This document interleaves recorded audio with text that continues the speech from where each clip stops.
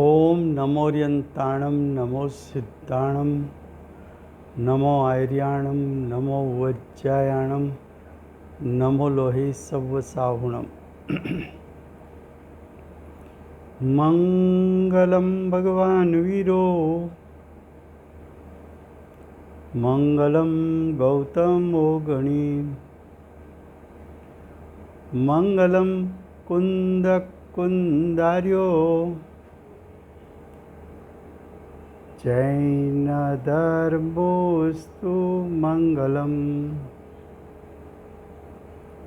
ओंकार बिंदु संयुक्तम नित्यं जायन्ति योगिना कामदं मोक्षदं चैव ओंकाराय नमो नमः। अहोपकार जिनवरनो कुंदनो ध्वनि दिव्यनो जीन कुंद ध्वनि आप्या अहो आ गुरु काहननो तुझ ज्ञान ध्यान नो रंग अमया दर्श रहो ओ शिव पद तक तुझ संग माता हाथ करो।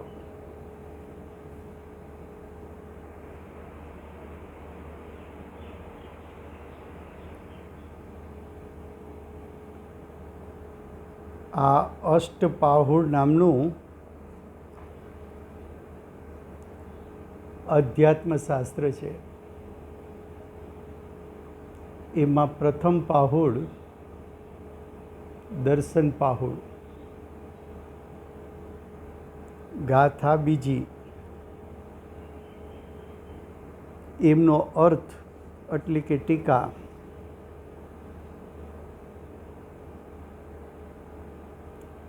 ટીકામાં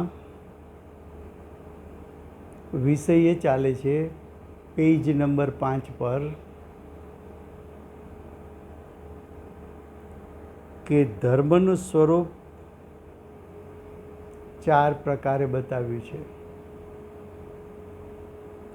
વસ્તુનો સ્વભાવ એ વસ્તુનો ધર્મ છે. ઉત્તમ સમાધિ 10 લક્ષણ એ પણ ધર્મ છે. જીવના પરિણામમાં રત્નત્રયની પ્રાપ્તિ કરવી એ પણ ધર્મ છે.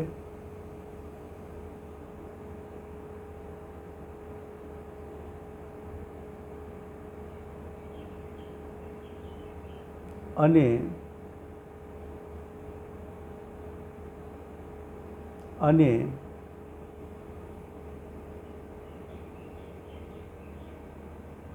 પરજીવો પ્રત્યે દયા કરવી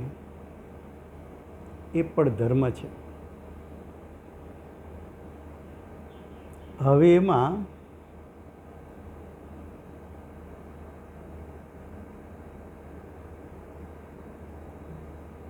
વિષય ચાલે છે કે વ્યવહાર નહીં પરાશ્રિત છે, તેથી ભેદરૂપ છે. કારણ કે વ્યવહાર નહીંનો વિષય પર્યાય છે, વ્યવહાર નહીંનો વિષય ભેદ છે. ભેદ ગુણભેદ અને પર્યાય ભેદ છે.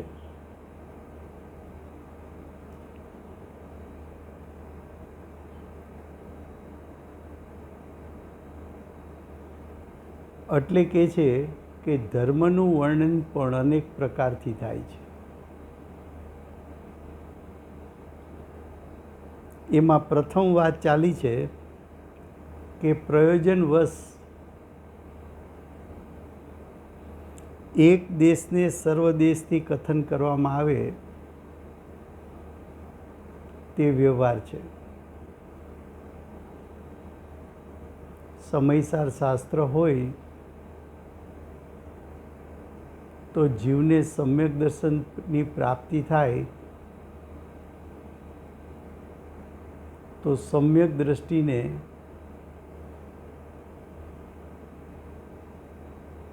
પ્રતીતિ અપેક્ષાએ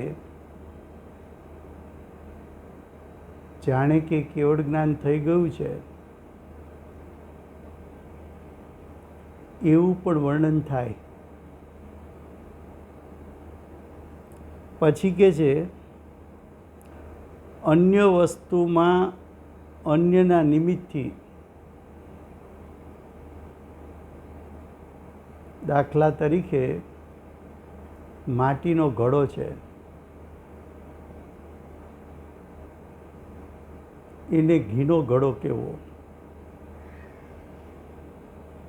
એમ કેમ કર્યું? તો કે ઘીની પ્રાપ્તિનું પ્રયોજન છે. એક કરતાં વધુ ઘડામાં અલગ અલગ વસ્તુ ભરેલી છે.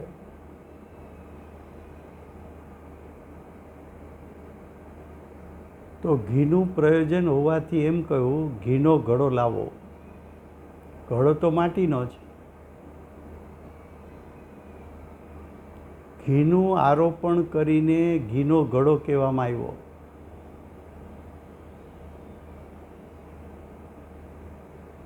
જેમ કે આ શરીર મારું છે, તો કે ખરેખર તો શરીર પૂતગલનું છે.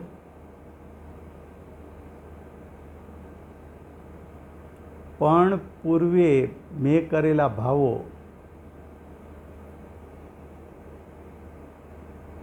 એના ફળમાં બંધાયેલા દ્રવ્ય કર્મ એના ફળમાં મળેલું શરીર. તો ભાવ મેં કરેલા હતા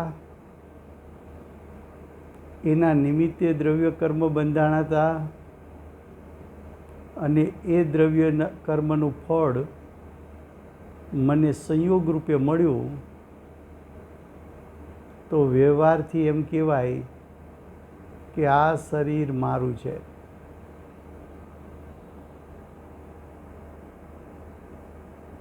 તો આવું આરોપણ કરીને કહી શકાય. હવે એક નવી વાત કરે છે કે ઉત્તમ ક્ષમાદિ 10 પ્રકારના ધર્મ, ઉત્તમ ક્ષમાદિ 10 પ્રકારના ધર્મ ખરેખર નિશ્ચયથી જોવામાં આવે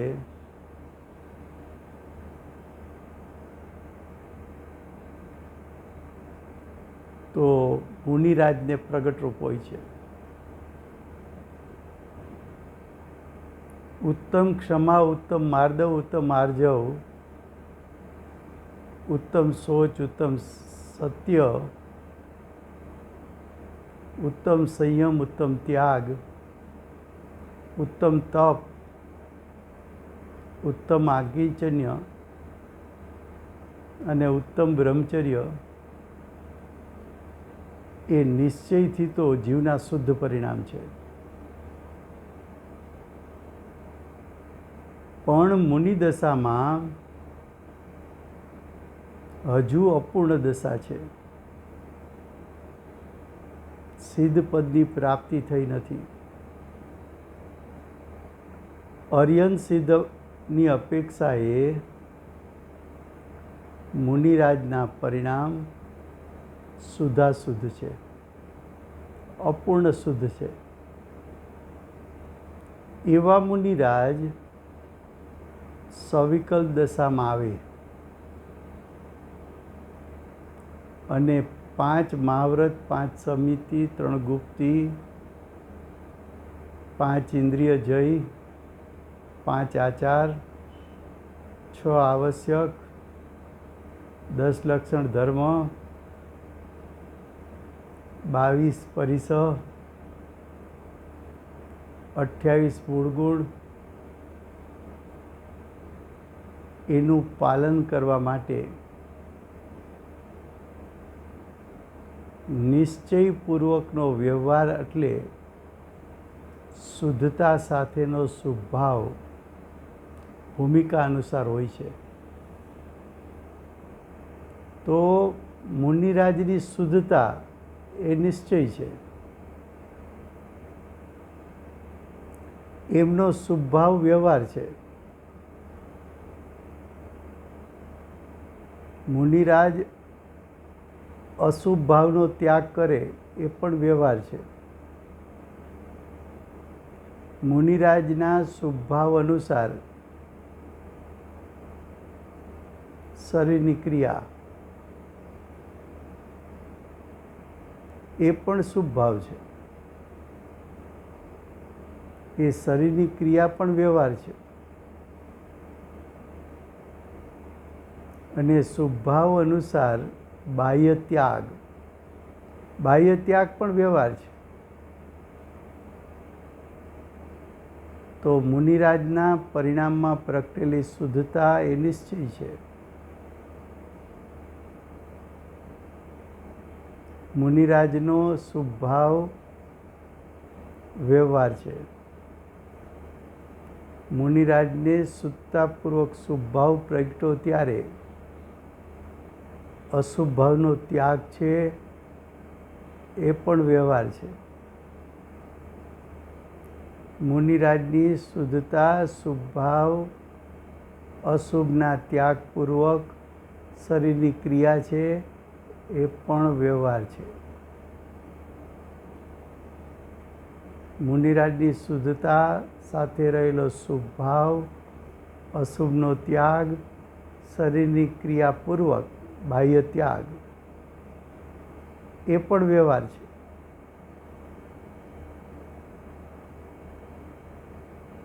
તો આવું પણ નિશ્ચયપૂર્વક વ્યવહારનું વર્ણન શાસ્ત્રમાં કરવામાં આવે છે. હવે માનો કે 10 લક્ષણ ધર્મ છે.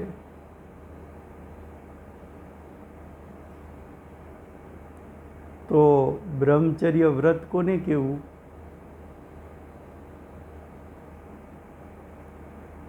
તો કે જ્ઞાયક સ્વભાવમાં સમાઈને રહેવું.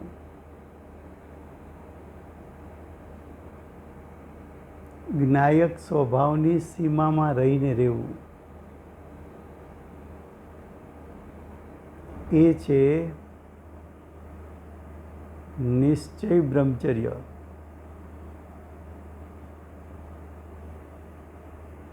સવિકલ દશામાં સ્વસ્ત્રી પરસ્ત્રીના ત્યાગનો ભાવ એ શુભ ભાવ છે. પણ એ શુદ્ધતા સાથેનો શુભ ભાવ હોવાથી એ શુભ ભાવ વ્યવહાર છે. સવિકલ દશામાં સ્ત્રી સંગનો ત્યાગ 5 ઇન્દ્રિયના વિષયોનો ત્યાગ કર્મ સાથે જોડાવાનો ત્યાગ એ અશુભ ભાવનો ત્યાગ છે.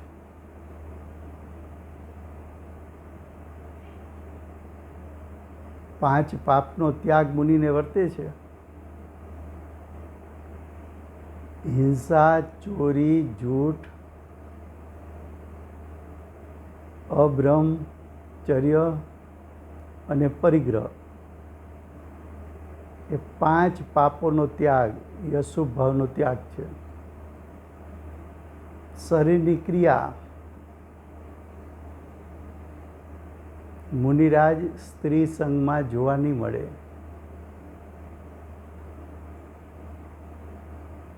મુનિરાજ એકાંતમાં કોઈ સ્ત્રીને મળશે નહીં.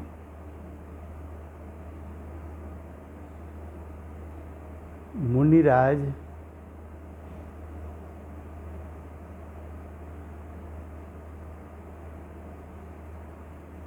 કુશીલ સેવન કરનાર સ્ત્રીઓને ત્યાં આહાર આદિ ગ્રહણ કરશે નહીં.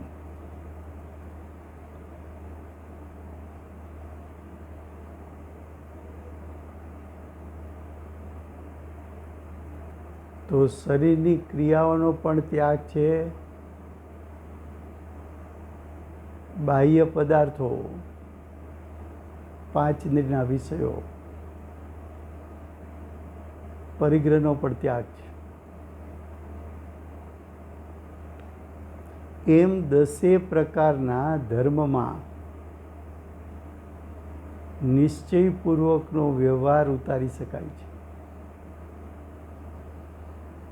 તો જુઓ શું કીધું અહીં, ઉત્તમ સમાધિ 10 પ્રકાર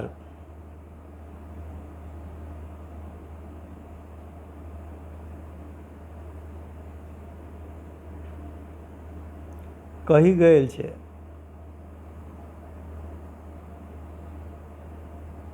હવે કે છે તેનો ટીકાકારના અભિપ્રાય અનુસાર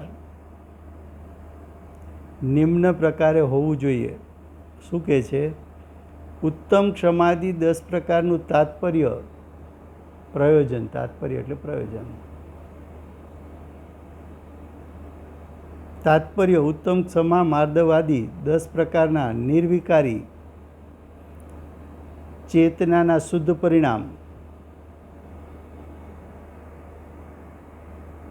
આ ઉત્તમ ક્ષમાદિ 10 પ્રકારના નિર્વિકાર પરિણામ.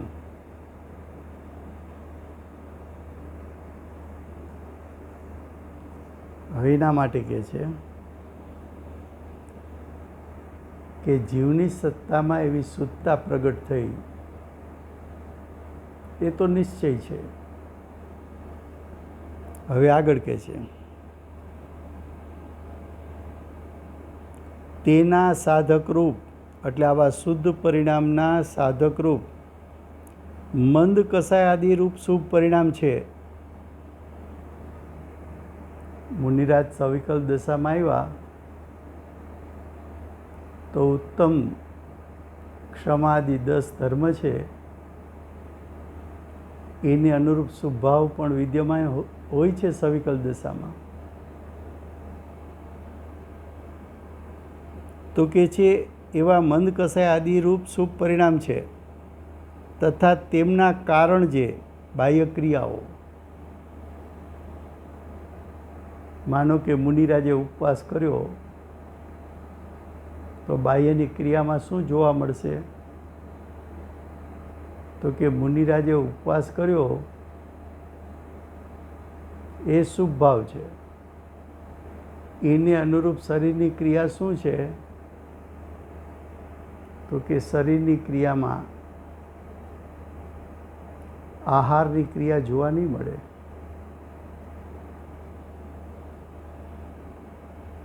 તે સર્વને વ્યવહાર ધર્મ કહેવામાં આવે છે. મુનિરાજનો શુભભાવ હોય કે શરીરની ક્રિયા હોય, બધો વ્યવહાર.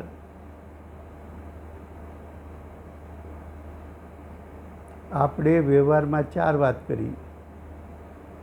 એક શુભભાવ. કયો શુભભાવ? તો કે શુદ્ધતા સાથેનો. પછી અશુભનો ત્યાગ, એટલે શુદ્ધતા પૂર્વક, શુભભાવ પૂર્વક અશુભનો ત્યાગ. પછી શરીરની ક્રિયા, શુદ્ધતા સાથે શુભભાવ છે, એને અનુરૂપ શરીરની ક્રિયા છે, અને શુદ્ધતા સાથે શુભભાવ છે એને અનુરૂપ બાહ્ય ત્યાગ છે.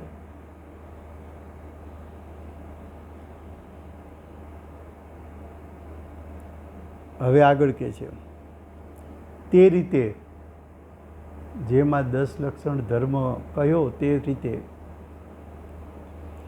જીવોની દયા કહેવાનું તાત્પર્ય એ છે કે દયાને ધર્મ કીધો હતો ને, તો હવે એનું વર્ણન કરે છે. દયા કોને કીધી?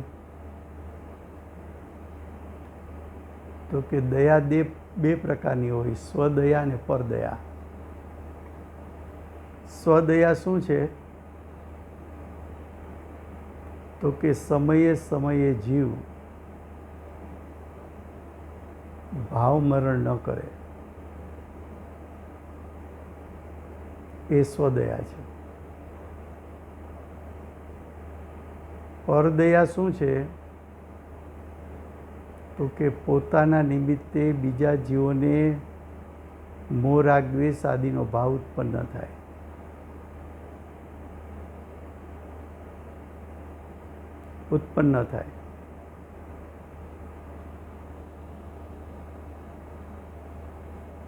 તે રીતે જીવોની દયા કહેવાનું તાત્પર્ય એ છે કે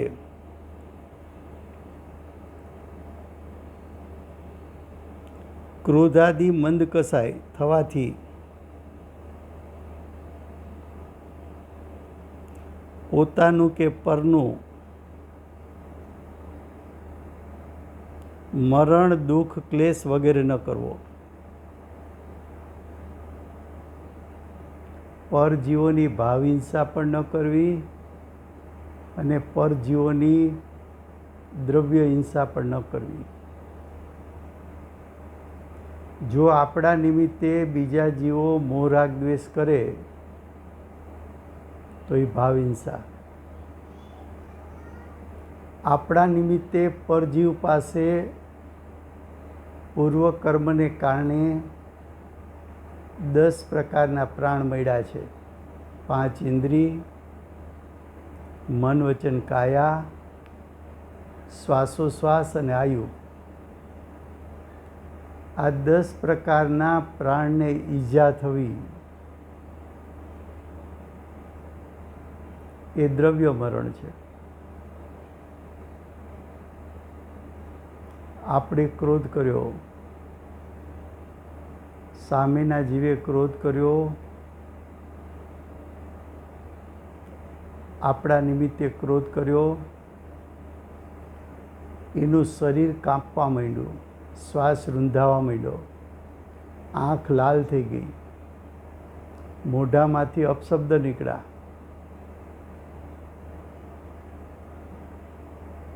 એને અનુરૂપ અંદરના પરિણામ થયા. તો સામેના જીવોના અંતરંગ પરિણામ ક્રોધરૂપ એ પર ભાવહિંસા છે.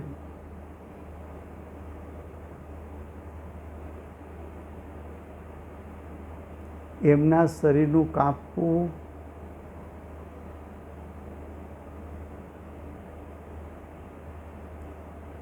મોઢામાંથી અપશબ્દ નીકળવા, આંખ લાલ થવી, મારવા માટે દોડવું,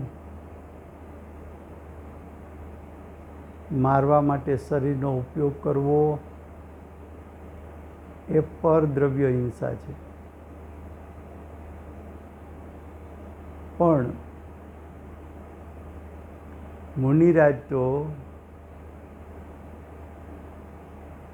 સવિકલ્પ દશામાંથી નિર્વિકલ્પ દશા પ્રગટ કરી. તો નિર્વિકલ્પ દશાના કાળે મુનિરાજને પોતાની સત્તામાં ભાવમરણ થયું નથી.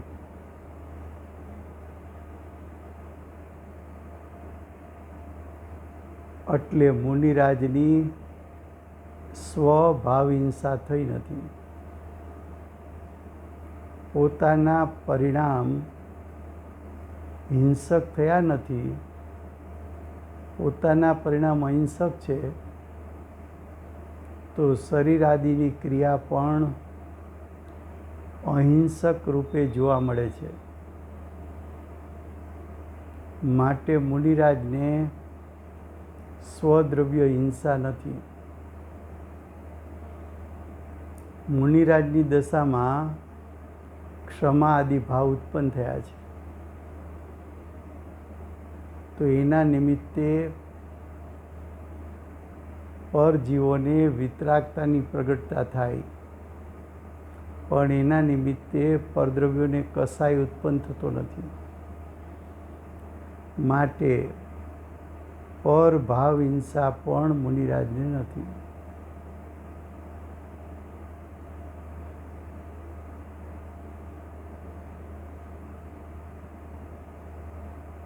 હવે જો પરજીવને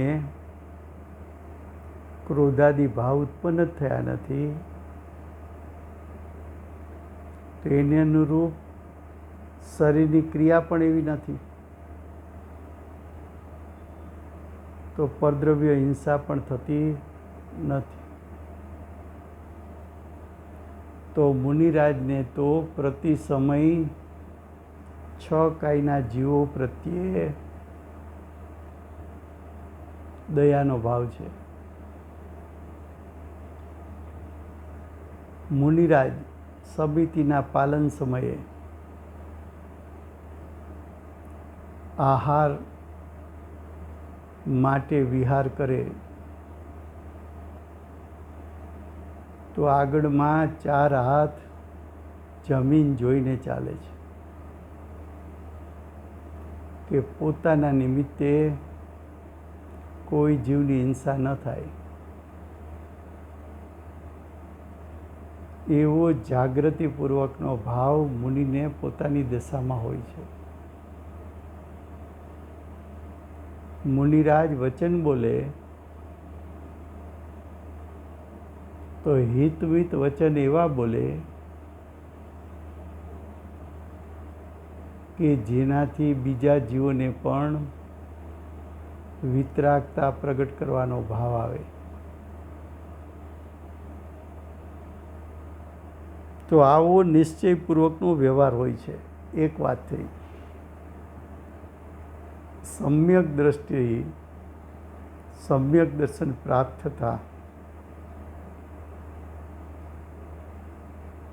થતાની સાથે એને વ્યવહાર ઉત્પન્ન થાય છે. એના દ્રષ્ટાંતો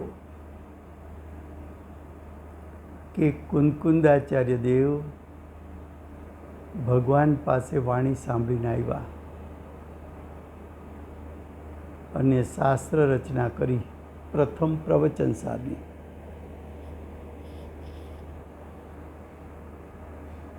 તો કુંદકુંદાચાર્ય દેવે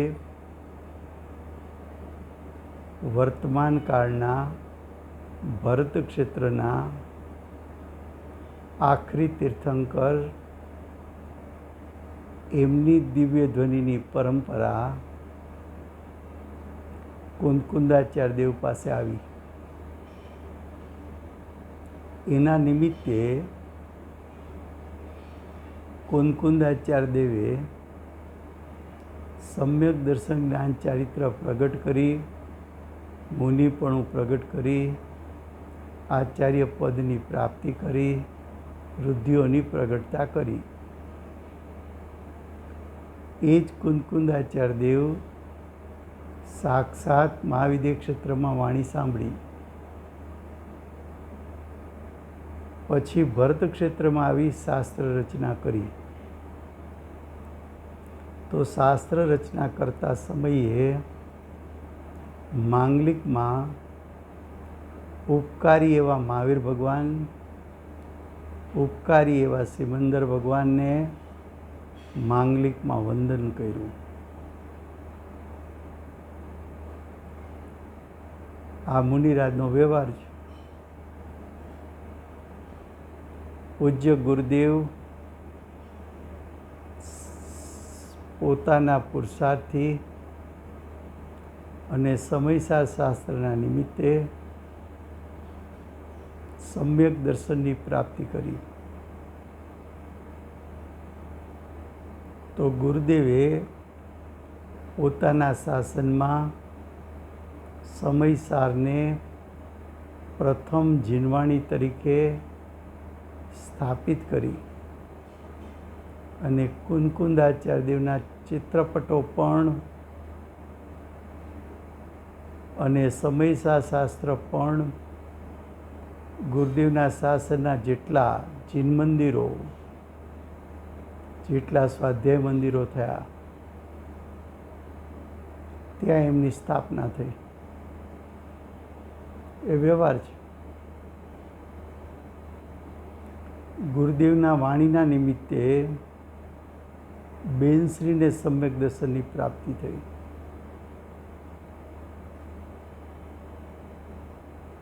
તો બેનશ્રી આત્માની અનુભૂતિમાંથી બહાર આવ્યા તો તુરત જ ગુરુદેવને વંદન કર્યું.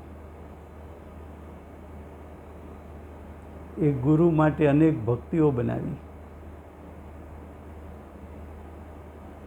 ગુરુદેવના વચનામૃત નંદીશ્વર જિનાલયમાં સંગે મરમર પર કંડાયરા.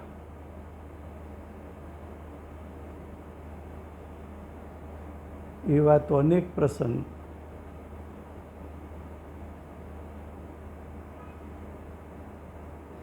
તો નિશ્ચયપૂર્વકનો વ્યવહાર જ્ઞાનીને આવો હોય છે.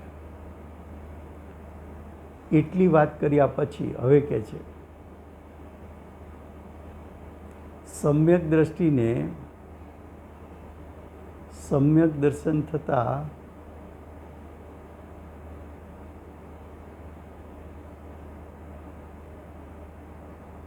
અનેકાંત અને સ્યાદવાદ પ્રગટ થાય છે અને નિશ્ચયપૂર્વકનો વ્યવહાર પ્રગટ થાય છે. જે સમયે જ્ઞાનીને સમ્યક દર્શન થયું તે જ સમયે જ્ઞાયક પ્રતીતમાં આવતા તે જ સમયે આત્માના અનંત ગુણો આંશિક સુત્તા રૂપે પરિણમ્યા. ત્યારે જ્ઞાન અનેકાંત સ્વરૂપ એવા જ્ઞાયક સ્વભાવને પણ જાણે છે અને અનેકાંત કહેતા અનેક અંત, અનેક ધર્મ, અનેક સ્વભાવ. અનેક સ્વભાવ એટલે અનંત સ્વભાવ. જે સમયે સમ્યક દર્શન થયું તે સમયે જ્ઞાયક પોતે અનેકાંત સ્વરૂપ છે એ જ્ઞાનીને ભાવશ્રુત જ્ઞાનમાં જણાણો.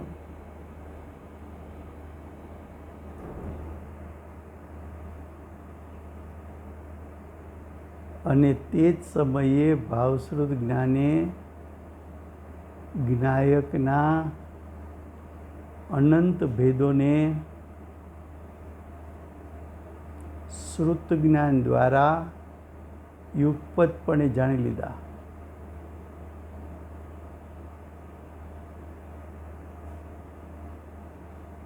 તો જ્ઞાનીને એકનું પણ જ્ઞાન છે, અનેકનું પણ જ્ઞાન છે.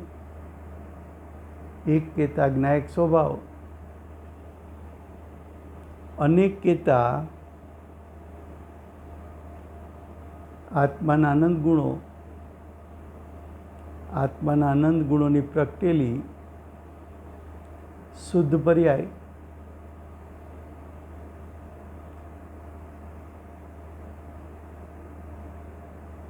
તો જ્ઞાનીને અનેકાંતનું જ્ઞાન છે. હવે સ્યાદવાદ. સ્યાદવાદ એટલે જ્ઞાનીએ અનુભૂતિના કાળે અનેકાંત સ્વરૂપ જ્ઞાયકને જાણ્યો, એને સવિકલ દશામાં આવીને જ્યારે વર્ણન કરે ત્યારે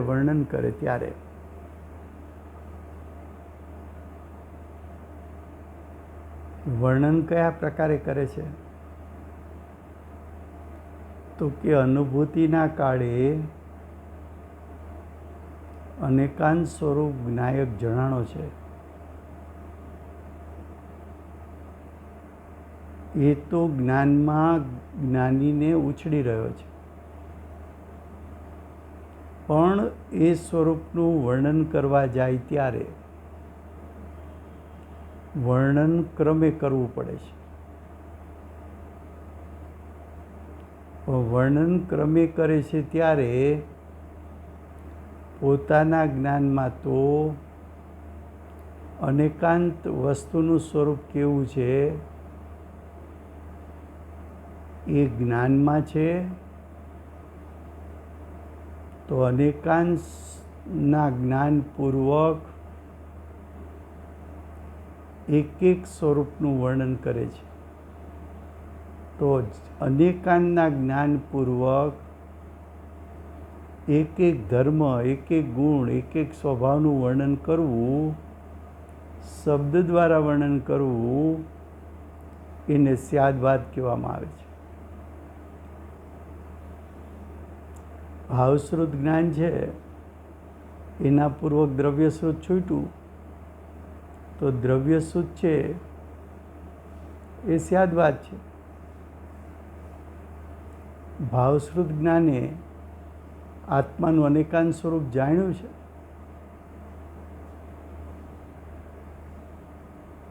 તો હવે જુઓ અનેકાંતની વાત કરે છે. ત્યાં કહેતા આત્માની અનુભૂતિ થઈ, ત્યાં એક સ્વરૂપ અનેક સ્વરૂપ કહેવામાં સ્યાદવાદથી વિરોધ આવતો નથી.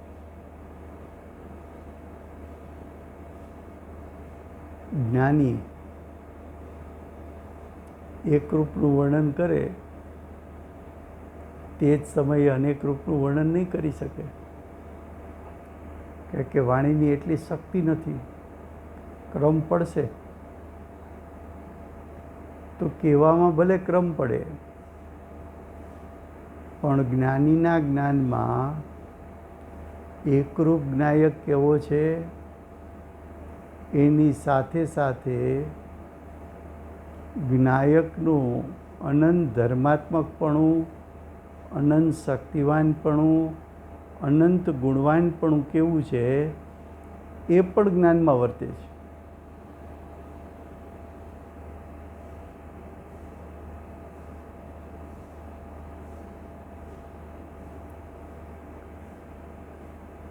શરબતનો સ્વાદ લીધો તો સ્વાદ તો સમુચય રૂપે એકસાથ આવી ગયો.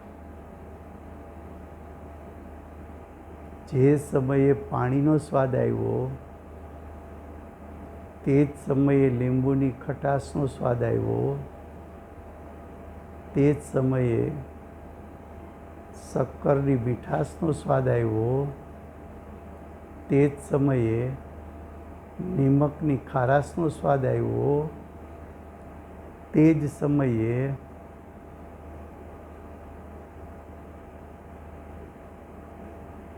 મરીની તીખાશનો સ્વાદ આવ્યો.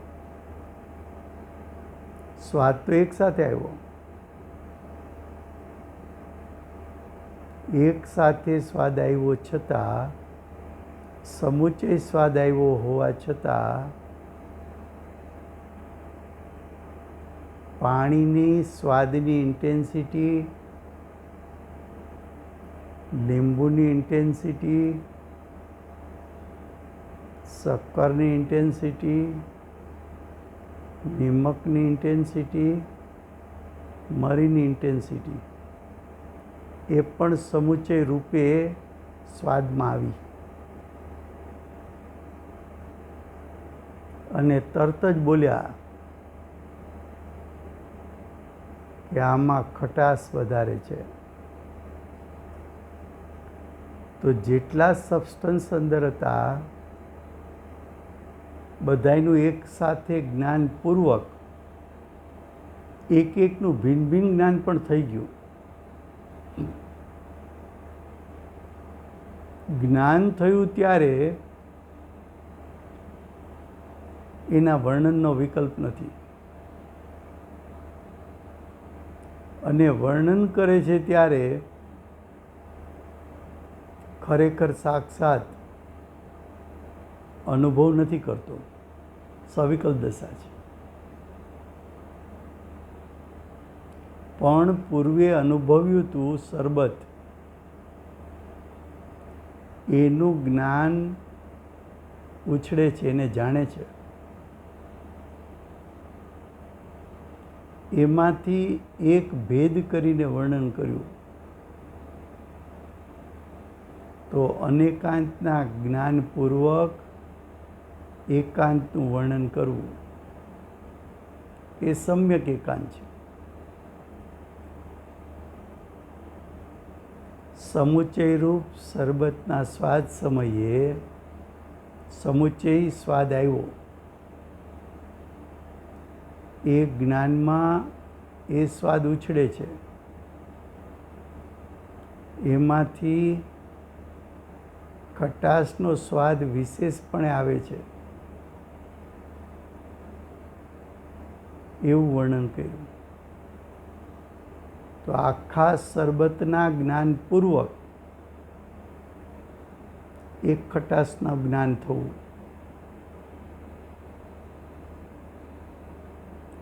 આખા સમુચય રૂપે શરબતના જ્ઞાનપૂર્વક એક ભેદનું જ્ઞાન કરવું, અનેકાંતપૂર્વક એકાંતનું જ્ઞાન. એમ જ્ઞાનીને અનેકાંતના જ્ઞાનપૂર્વક એકાંતનું જ્ઞાન હોય છે, પણ એ જ્ઞાન સમ્યક એકાંત છે, કારણ કે અનેકાંતના જ્ઞાનપૂર્વક ભેદ છે, અનેકાંતના જ્ઞાનપૂર્વક એક ભેદનું જ્ઞાન છે. તો કે છે જુઓ, ત્યાં એક સ્વરૂપ અનેક સ્વરૂપ કહેવામાં આવે તો કે જે સ્યાદવાદમાં વિરોધ આવતો નથી. જ્ઞાની એકનું સ્વરૂપ બતાવે કે અનેકનું સ્વરૂપ બતાવે છે તો અનેકાંત પૂર્વક, માટે વિરોધ આવતો નથી.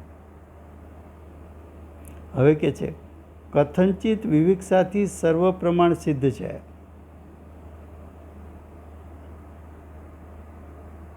એટલે સર્વ પ્રકારે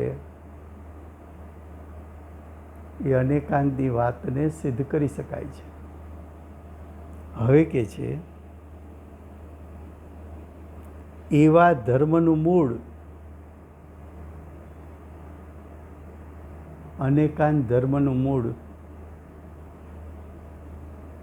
દર્શન કહ્યું, સમ્યક દર્શન કહ્યું. અનેકાંતનું જ્ઞાન ક્યારે થાય?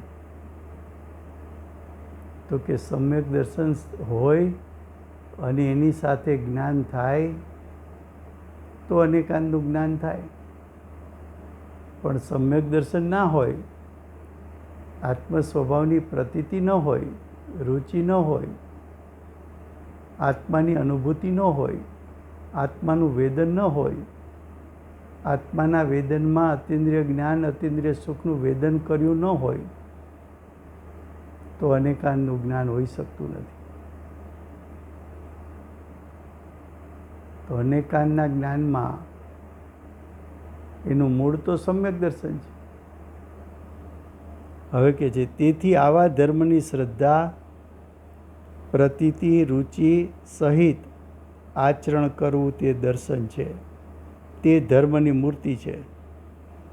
તેને દર્શન કહેવામાં આવે છે, તે જ ધર્મનું મૂળ છે. આવા ધર્મની શ્રદ્ધા પ્રતીતિ અને રુચિ પ્રથમ ન હોય તો ધર્મનું આચરણ પણ થતું નથી.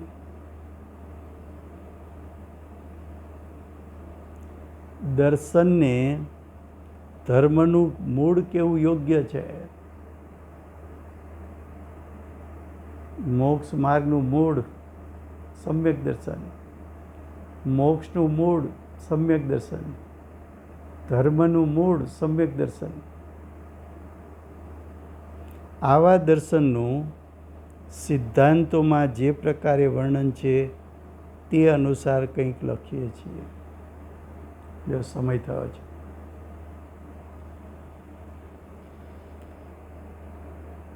મંગલ મૂર્તિ શ્રી સિમંદર ભગવાનનો જય હો.